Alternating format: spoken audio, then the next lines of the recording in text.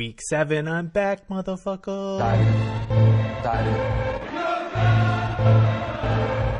Dive in. Dive in.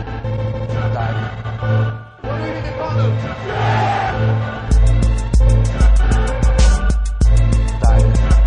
Dive in. He's not a man. There's nothing more to say. Dive in. Yo, back from the red card suspension. Pep Corciola with the touchline ban. I'm not sure you can get both, but I did, dude. Man, welcome to Week 7, diving for glory, Sir Solomon. Yeah, we back. Yo, this week we got Champs Leagues roundup. We got hashtag petty antics from fucking PSG, buffoonery in Bayern, a Paulinho sighting for Barcelona, and much, much more, dude. Keep it simple, stupid. Sir Solomon, man, let's go. Alright.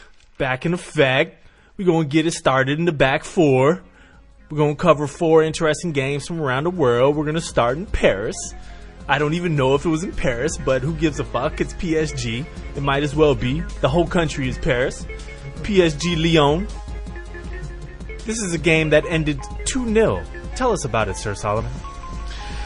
PSG basically beat Lyon 2-0, but the scoreline is one of the weirdest scorelines because PSG players really did not score any goals.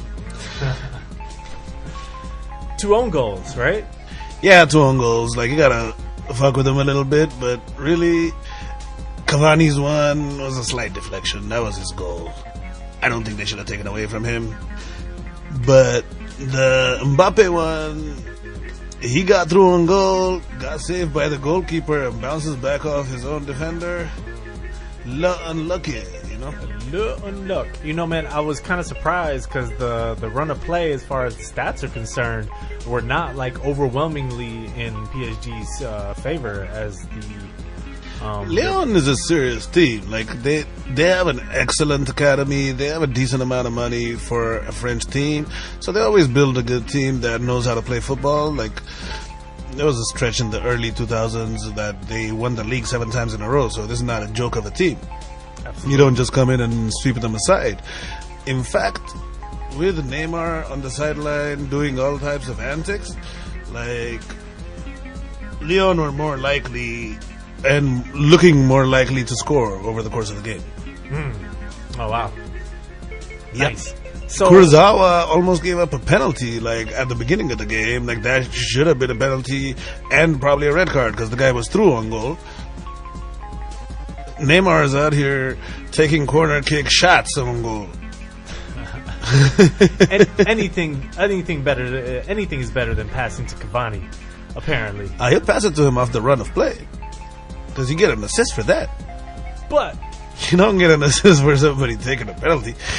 This is true. So all I could think was like Cavani he must have just not paid attention all summer. Like, you know, they paid 200. They paid about 3 of you for one of him. I don't give a fuck. His seniority and really, I get it. They will have to eventually move him out, whatever. But first of all, Unai Emery should have a hold of this. I think that this club has too many big egos for the coach to not. Like, he needs to be running things, you know, because these guys are very strong-willed, arrogant individuals that you're trying to rein in, you know? Yeah, I would definitely say that when it's all said and done, the one premier level that PSG has not been able to attract the talent at is the managerial level. So whether or not that's just, I can't say it's by design, but, you know, I mean... Ancelotti had a cup of coffee there, didn't he? That's right, he did. Yeah, they ran him out of town. Very quick. He's good at getting run out of town. It looks like that. Looks like that over in Munich these days. But we'll get to that later. That was an interesting game for any number of reasons. Let's go to the biggest match in the EPL this week, at least on paper, and that was Chelsea-Arsenal. At Chelsea. Yes. At the Stamford Bridge. With no Hazard starting, no Sanchez starting, and Ozil out on injury. Yes.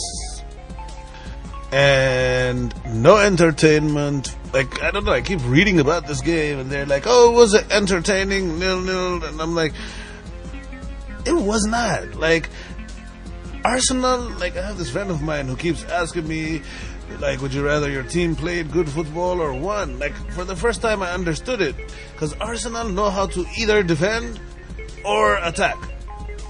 Like, you can't do both in the same game. No, they can't. And that's fucking stupid. Yep. You know what? For my money, I did text my buddies that it was a decent game. I always think of Liverpool Man U last year, and that was like half the entertainment is like talking about the outcomes of the matchup and stuff. So since everybody thought that Chelsea was just going to sweep Arsenal aside, the fact that Arsenal didn't get beat is intrinsically entertaining. But the football, the actual passing, like it was a lot of straight passes and square passes, like nothing overlaps and through past this, like nobody taking on anybody. And this is the problem with 3-5-2, and this is one of the reasons in the 90s that FIFA tried to change a lot of laws to make the football more attractive, was that if two teams play 3-5-2 against each other, they will cancel each other out. And if somebody doesn't make a mistake, you're going to see a 0-0 game. It was a rare game where I didn't see much out of Conte. Like that, I just like for him to not have an imprint on a game kind of speaks maybe to what you're saying about formations, because I just felt like Fabregas handicaps them against decent clubs. I don't want to say big clubs because Arsenal's not a big club, but any of the bigger, big-ish, pseudo-big, I don't know. Like a medium club that got a Swedish penis enlarger. From Walmart, of course. Of course. But anyways, if you have a decent amount of quality in your midfield, and somebody like Hazard or somebody that can get open on his own isn't present, Fabregas' offensive output becomes lessened, at which time the fact that he's a terrible defender comes out. You know what I'm saying? So, and Conte, yeah, he had a bad game, but he was trying to hold off Aaron Ramsey and Granit Xhaka. Yeah, and I would say, I would say Arsenal definitely had. How many times did you see him with two guys around him in the first half? You know, like it's not. He shouldn't be the guy that's surrounded by players because he's got the ball in his feet. But Chelsea, even though it was an easy game in the Champions League, quote unquote, because there's no easy Champions League games, them playing in the Champions League, whereas Arsenal having benched a lot of people in the Europa Cup, because who gives a fuck about that apparently, even though you can get into the Champions League through winning that, but Arsenal doesn't like winning, so never mind. But Chelsea looked a little more winded. They looked a little, and the sad part about this game for me was that other than Ozil, Arsenal kind of gave them their best shot and they were all over the place, and their best shot against Chelsea having a bad game was a 0-0. Mm-hmm. Yeah. You know what I'm saying? So it was just like, yeah, go home. Take that point. Yeah, they definitely had the better chance. Arsene Wenger was like, yeah, we could have used another midfielder, but today we could not lose. So basically he's like, I'll take the 0-0. Which is why you would think Sanchez started on the bench, yes? I don't know. There's no method to the madness with the Sanchez saga. He played him on Thursday, so he's probably thinking you shouldn't play him the whole game. But why the fuck do you play him on Thursday? Why did you pay him on 90 minutes on Thursday in a game? Like, it made no sense to me. Like, yeah, like I thought you already said you weren't prioritizing Europa. Like, makes no sense. And the non-striking striker did everything except score a goal. This week he even managed to include an injury.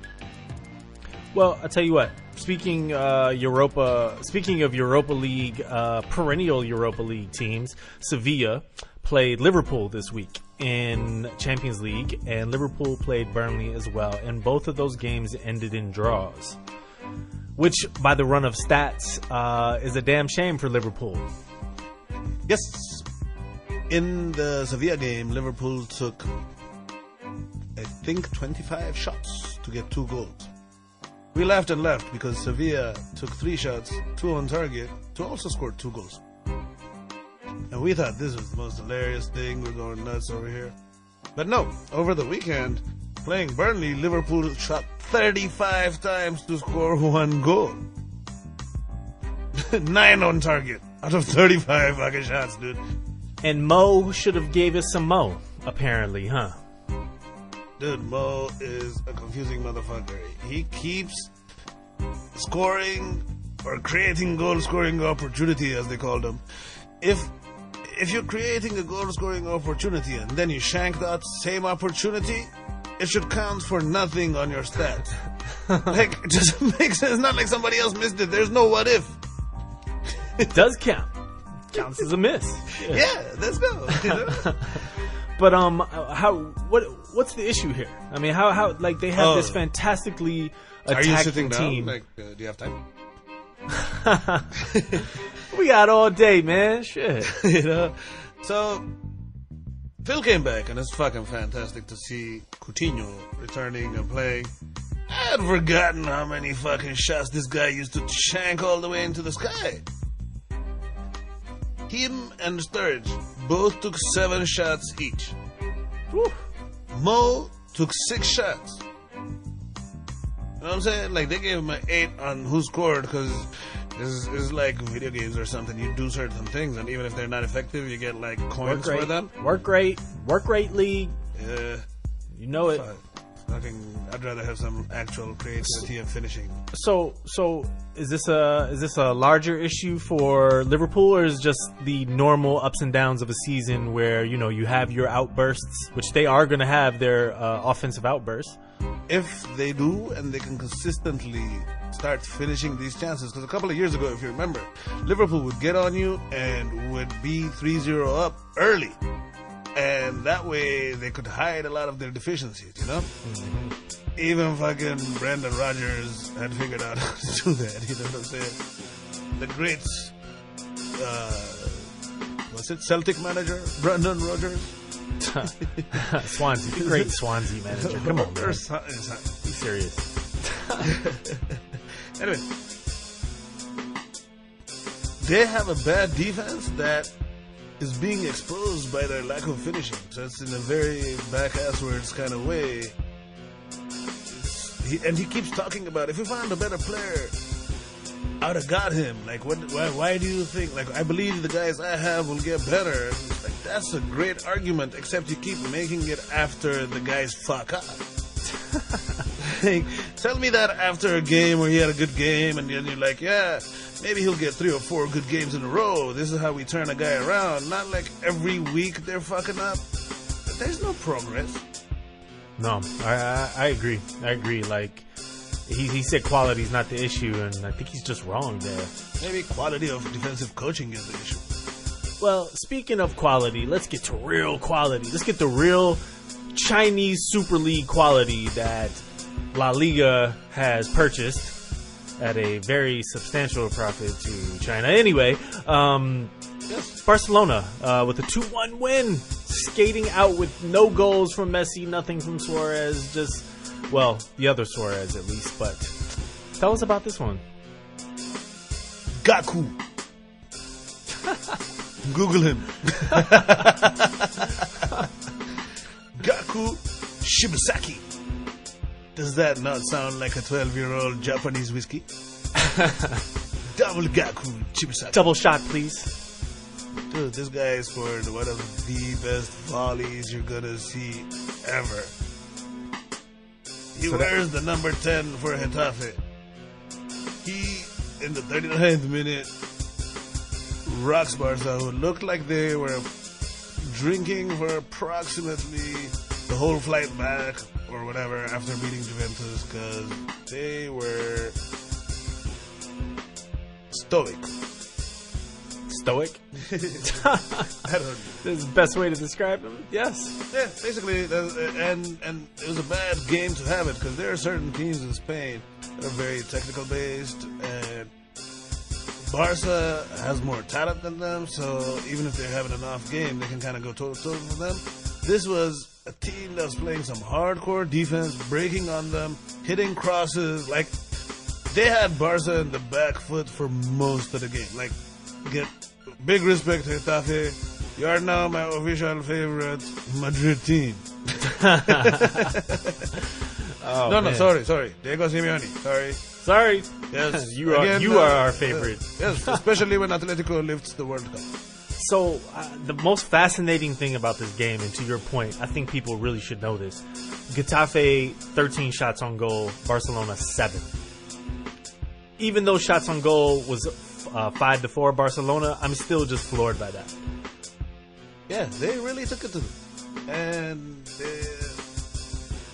they were taking shots from all over the place. Like, see a shot, like opportunity, take it. Like, and when you think about it, 13 shots, 4 on target, and a goal. Against Barcelona. Yep. Basically, with 1/3 the input that Liverpool put in against Burnley, they scored a goal against Barcelona. It gets even worse if you look at Barcelona. If you look at Barcelona that way, yeah. 1/5 of the chances they fucking scored 2 goals. Exactly, imagine. Good Lord.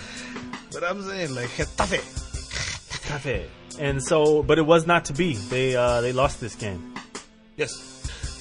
Style points, you can't write them. Moral victories mean nothing. Denis Suarez and Sergio Roberto are actual human beings that will come and stab you in the fucking neck if you fucking blink, and that's what they did. Like, they played a great game, but they got a couple of times, and then the beast from the east, the Brazilian from Shanghai,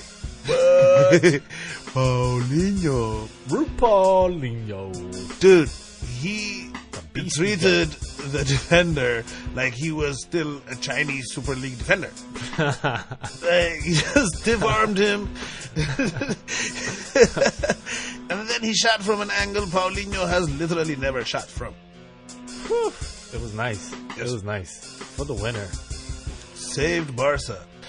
Like, if he does nothing else on the current market, a game-winning goal for Barcelona, 30 I was just million? going to say, Okay. did he get... A little expensive, but okay. I expect nothing more of you, Paulinho. Did he just live up to his number, man? Oh, man. That's it. He can go home now. Done. Yeah, Done. he covered for Messi's non-scoring game. We're still waiting for Andre Gomez to do the same. Oh. Anyway, we are going to go ahead and move on from the back four. That was a solid back line right there, man.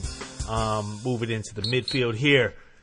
We're going to start with the midweek games, Champions League. I just want to bring up one very particular thing that the big boys just stomped. They just stomped this week between Barcelona, Man United, Man City, Chelsea, Bayern, Real Madrid, and PSG. They had a combined score of 27-0. Not one team could score on these other teams. Just what is the word? It's just like harping on Chalk on is the word. Chalk. It's bad, but it just so basically, because that happened, we will talk about none of those games. Pretty much. Barcelona, Liverpool, Sevilla, 2-2, good game. Barca. Yeah, you have to mention that. 3-0. Yes, and excellent display. Tore apart Juventus. Had a feeling of like a day late and a dollar short. It certainly did. I never understand that when they talk about revenge. No, it's not revenge. You got put out. You got put out. Revenge is when you come back the second leg and beat that ass, not when you get shut out 2 legs and let them go lose the fucking. Or if Madrid. you knock them out at some point, like they're both gonna win. The two of them are gonna go to the next round. So Messi was highly motivated, and it showed. You could tell He was a monster that game. dude. Could you imagine how many times he heard about not scoring on Buffon? I know. He's like, let's just get this shit out the way. Here's 2. Wait, 2. Nice goals, 2. Man. Tough. Other results to mention, I feel like, are Leipzig Monaco at 1-1, Roma Atletico at 0-0. But then I'd say one of the more interesting games, one of the more interesting matchups. The Leipzig Monaco won. Emil Forsberg and Tielemans for Monaco. Yep. Both scorers. Spent a lot of time in the newspapers because of transfer rumors, Tielemans went to Monaco. Emil Forsberg wanted to maybe find a way out of RB Leipzig. Yep. But they both chose, like, if you're a guy that wants to be known and want people to pay attention to you on the transfer market, they both showed up on the Champions League night and made their mark. Respect, dude. Also, speaking of respect, speaking of other interesting games, like I was saying, Tottenham Dortmund. Tottenham walked away with a 3-1 win there. Yes! Probably against the run of play, too. Nah. At the beginning, it seemed like it, but they rope-a-dope the shit out of Dortmund and broke on them. Son, like, you know, Tottenham, yes, they defeated them, but for what they were trying to achieve, the fact that Dele Alli was suspended was a blessing in disguise. One of the few times that him not being there helped, because they had no intention of holding the ball in the middle because they didn't have anybody to do it. So they were playing solid defense with all those big motherfuckers and breaking. So game plan executed pretty much perfectly, it looked like. Perfect execution. Perfect. Son worked, Harry Kane worked, and the way that they were running, the angles, the physicality, the speed, like, Dortmund came to the gunfight with like a butter knife, dude. Yeah, they got one goal. They got robbed. On one goal. But there were some other questionable calls in that game for sure, but it's pretty much masterclass, honestly, for Tottenham, a team that, you know, we've openly made fun of their Champions League aspirations here. It was good. It was a big victory for them to come out and get 3 points in that game. The dude that looks like a dentist as a striker. The thing about Tottenham is they're just big guys and then dorky guys. And it's true. There's not much entertainment, but like, as far as right now, most complete defensive stance wise, like what reminds me of early 2000s Mourinho's Chelsea and stuff, is Tottenham by a mile. Like, there's nobody that plays team defense and counterattacks on, maybe other than Real Madrid, anywhere right now, a team like Tottenham. Oh wow.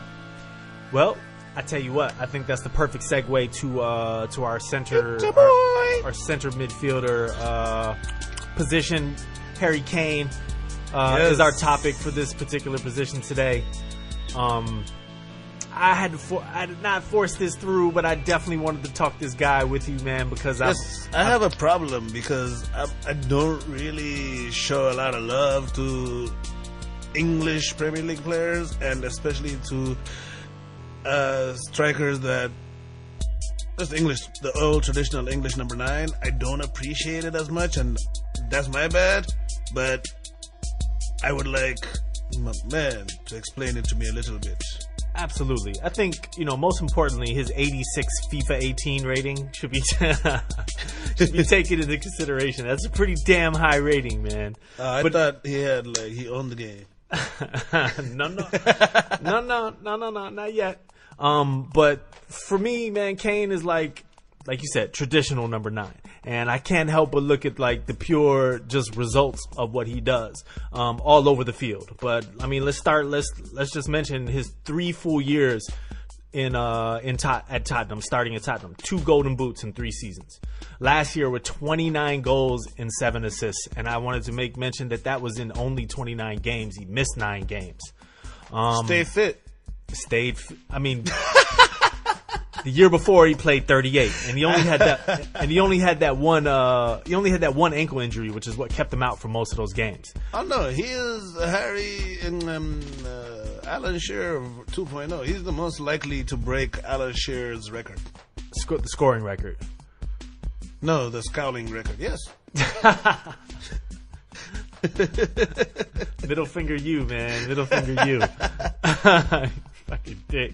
I'd also like to make mention that, dude, Tottenham hasn't finished in second place since 1963. Now you're gonna believe us. Now you're gonna believe us. Now you're gonna believe us. And Tottenham fucked it up. Yeah, but if they keep at it And if Eric Lamela is not dead and one day he surfaces and decides to play football for Tottenham, like, I think they're done doing the lineup on his hair. It's getting close. no, you know your hair is a little, like the fade is a little too tight if it causes you to pull your hamstring. Well, the last thing I want to say, or one of the last things I want to say about Kane, though, is, I mean, in my opinion, man, we're talking about at least a top 10 striker worldwide. And if you want to start arguing stats, you could definitely, he's close. He's very close to top 5. But I wouldn't necessarily say that, but definitely a top 10. Definitely not a top 5. Yeah, I would say top 10. But Absolutely. And probably number 1 or number 2 in the Premier League. at what? A striker. No, get out of here. Go ahead. Sanchez and Aguero. Okay. So he's number 3. Eric Maxime Choupo-Moting. Who? What?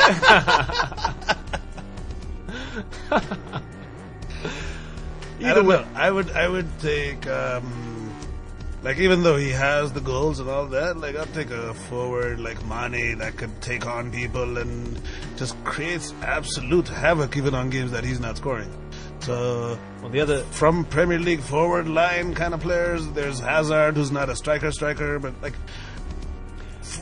but I get what you're I saying. don't appreciate that. I know, because what you But I appreciate respect is the skills on the ball, etc. But for me, it doesn't. I mean, when I look the eye test, Like, he when scored 2 goals his in the passing- Champions League and son And an scored assist. 1 goal. And an assist. I'm out here like hyping up the Korean kid's goal cause on I a just don't- beautiful fucking pass from Harry Kane. Oh yeah, no, because the boy can pass. He's dangerous in the air. He plays the defense. He's a solid finisher, super finisher. Actually, the stats support that. And I feel like, dude, like, for all these other players that we talk about We're as the from a greatest strikers, generation when English players used to be considered badasses. Now Tottenham and all these young players for England are a bunch of fucking dorks and nerds that nobody wants to fucking watch. That's the fucking problem.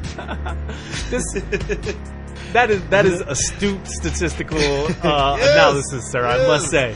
Alan must Shearer say. might score a hat trick, might break your nose.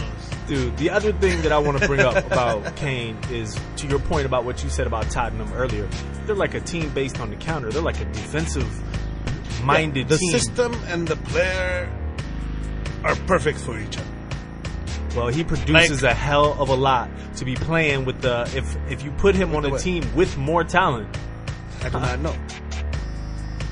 I think he excels even more. And then you're talking top 5. This I disagree on because I do not. I like many a time there are guys that are good at being the big fish in a smaller pond, and I don't, until I see it, I'm not. No, I'm saying in Tottenham, like the like, dude, everybody gets paid like 40 grand. Like, the pressure is nothing compared to what he would encounter at a bigger club, and I don't know until I see it. He might be able to, but why is, even when there's transfer rumors, it's about like Eric Dyer and Dele Alli? Like, ain't nobody trying to pick him up. Why? I think you're wrong. I think you're wrong, man. I think Manchester United definitely has that interest there, and you definitely have heard They that would rumor. have got him if they wanted him.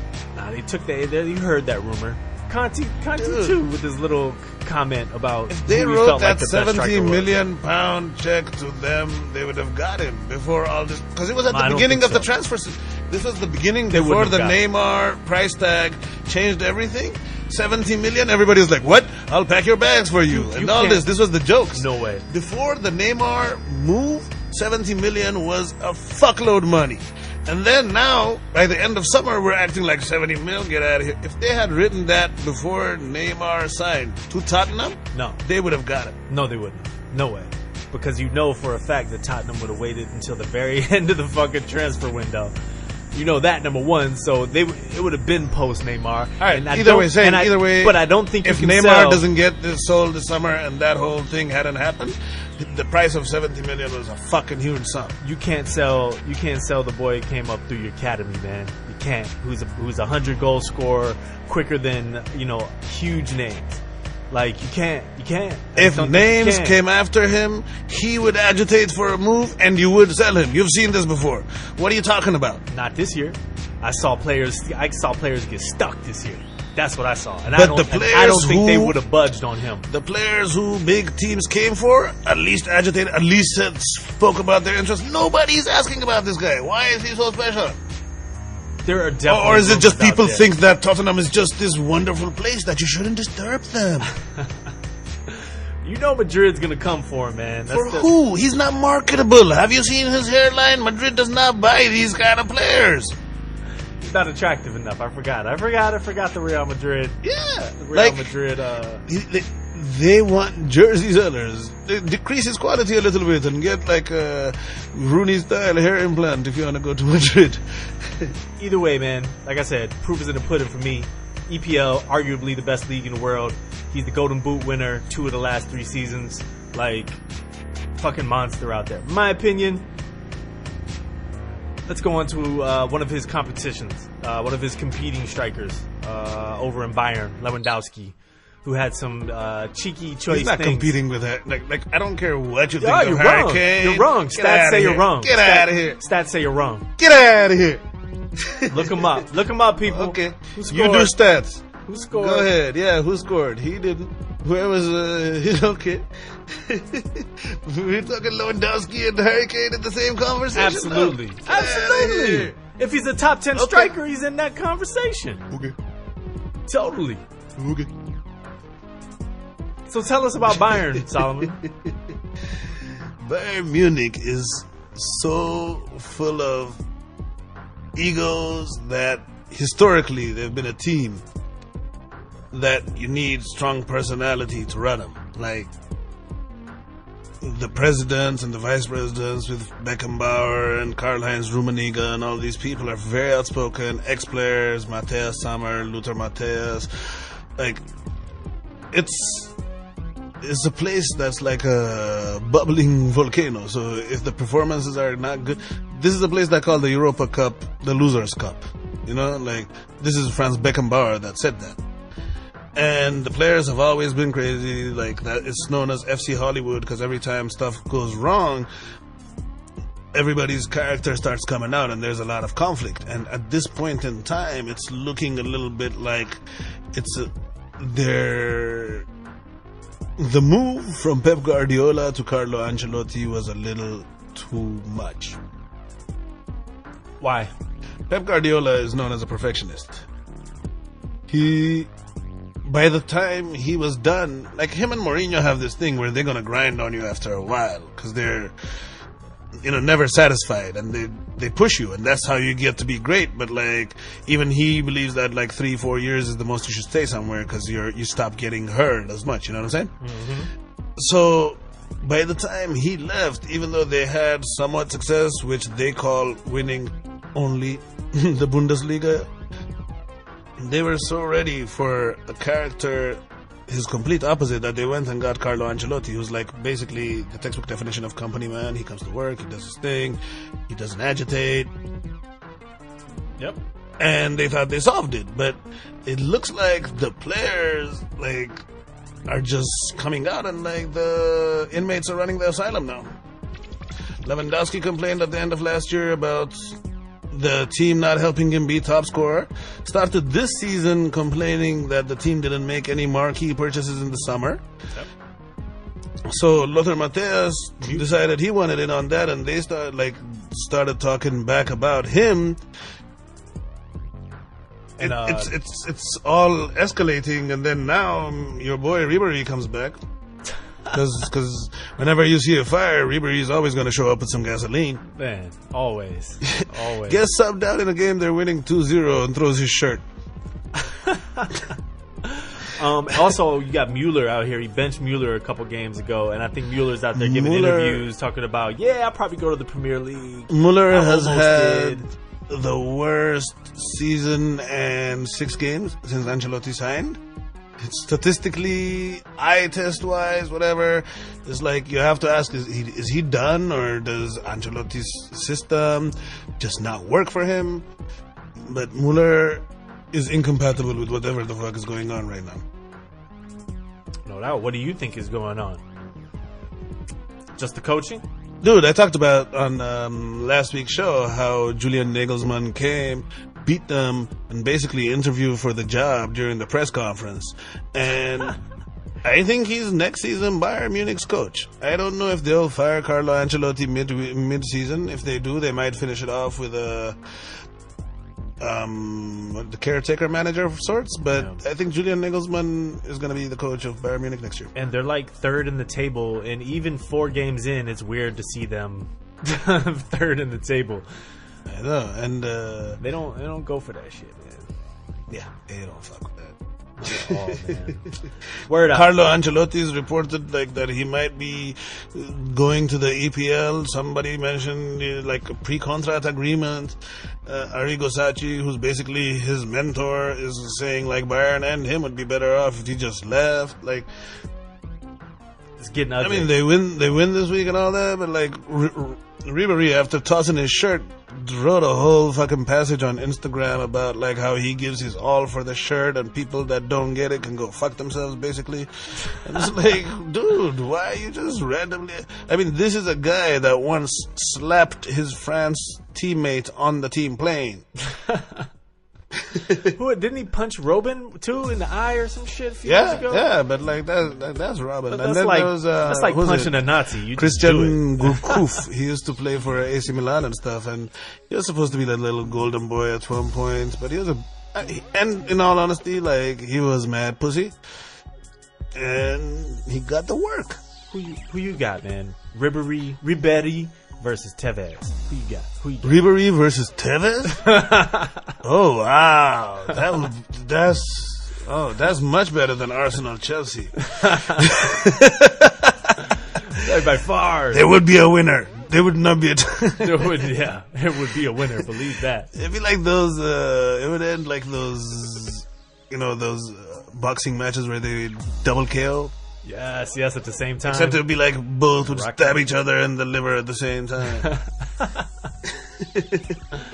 Oh man, let's get out of Bavaria. Move on to our. Thomas Muller is the last Bavarian player on the Bayern Munich squad, and he's not working out. The last Bavarian. The last of the Mohi Bavarian. No doubt, man. All right, man. We're gonna move it on. We're gonna get on to the next to the strikers. We're gonna hit you with our injury update, brought to you by Andy Carroll. I was gonna say Adam Johnson.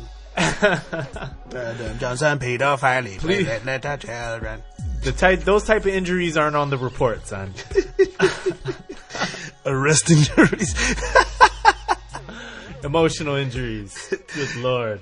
He's injured in his penitentiary. Do a huge week for injuries, unfortunately. No, it's yeah. Tear falls from my eye, man. Dembele. Oh, after his beautiful training video that we saw. 4 months. Hamstring torn.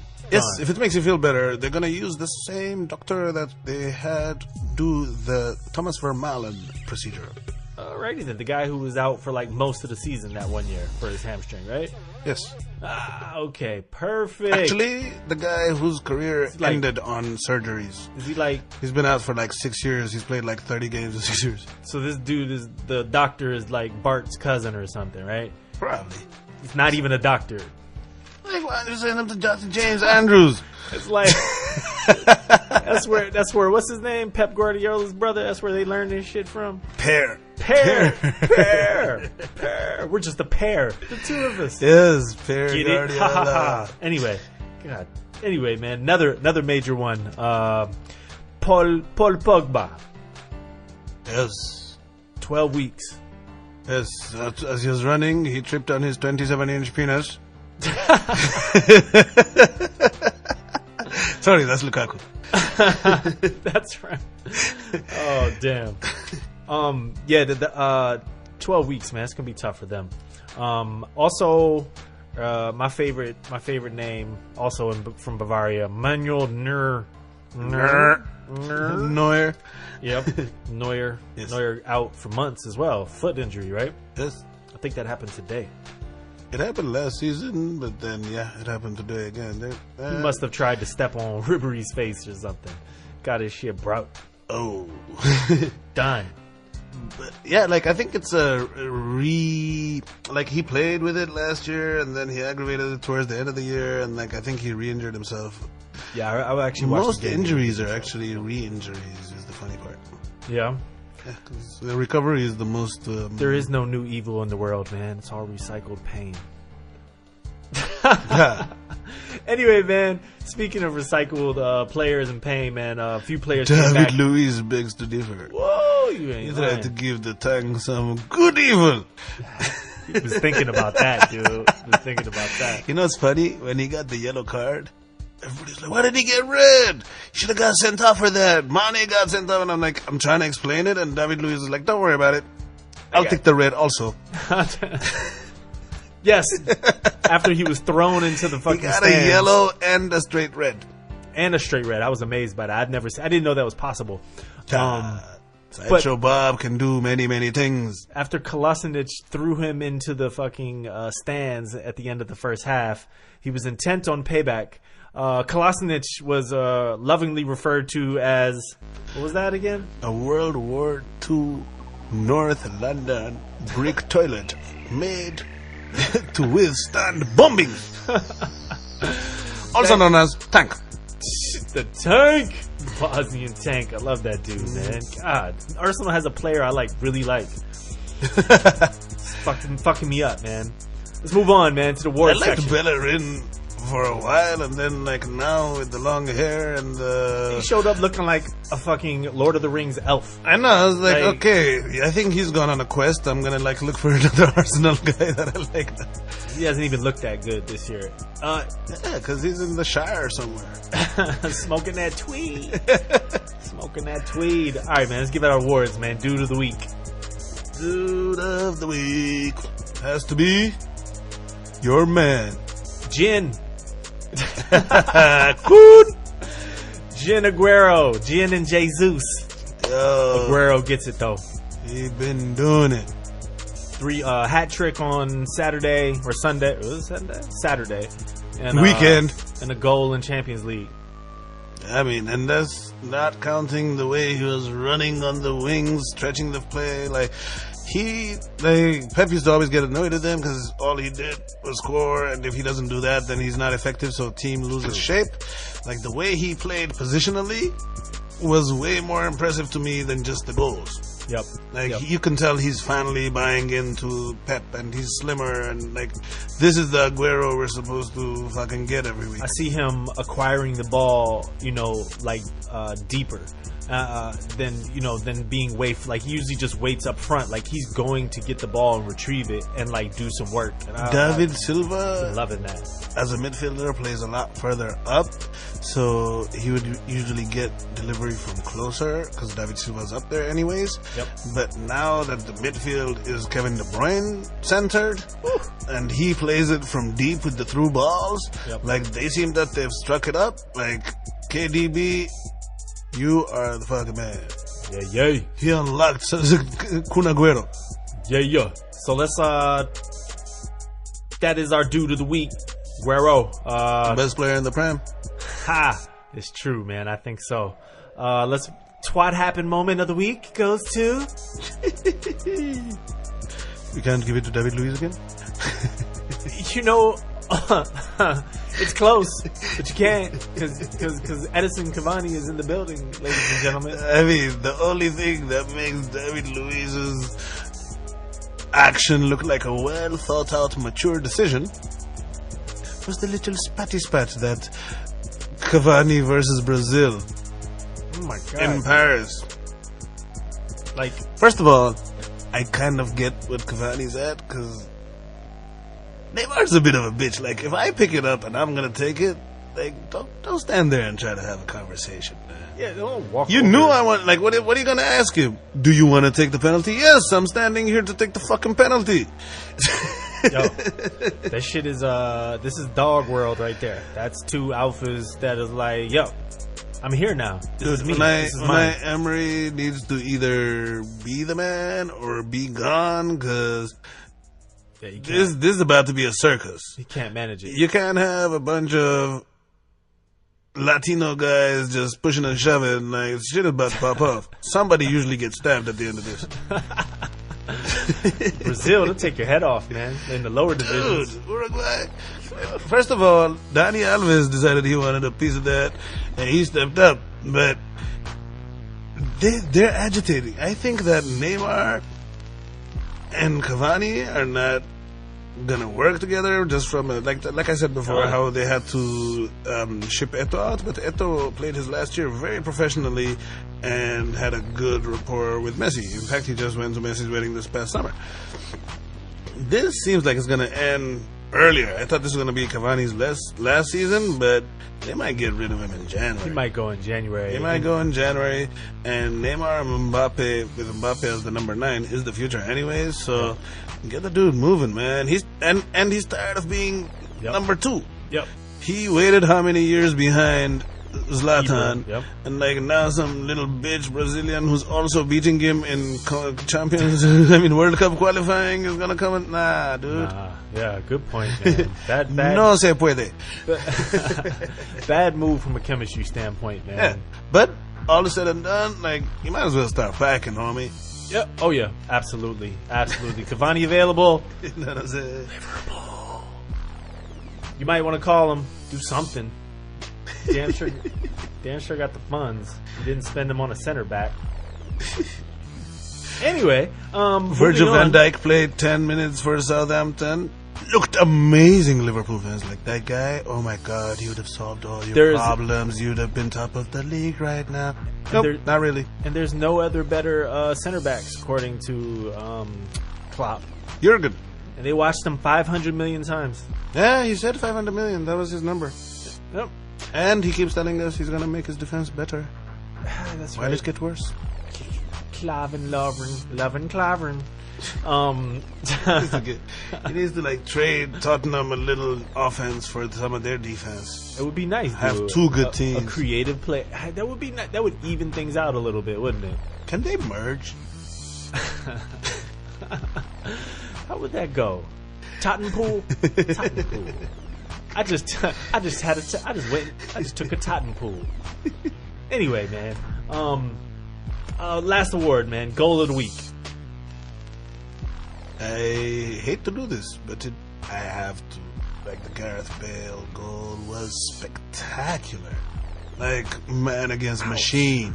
Ouch. That pass was nice, but he hit that gear and he was gone. 2 touches, one to control, second one to chip. It was beautiful to be running at that pace, collect the ball perfectly, and just the touch. It was beautiful, man. And he chipped it not just off the over the goalkeeper, he chipped it over the booze also. Over the booze and whistles. Yes. Take that, bitch. That's for sure, man. All right, Gareth. Trust, you won't be seeing many Real Madrid players getting awards on our show unless it's for some bullshit that they've done or all salon Unless they do some selections. spectacular shit like they always fucking tend to do. Haters. Haters. Hate. All right, man. Last section. Upcoming games. We're in the busy season, man. We're in the busy season. You got cup games and you're in the. There's nothing really worth a goddamn. That's man. why I can't even say it. Because And I don't even know what the fuck it is. Well, we really have to look. First of all, fuck that Carabao name. Cup.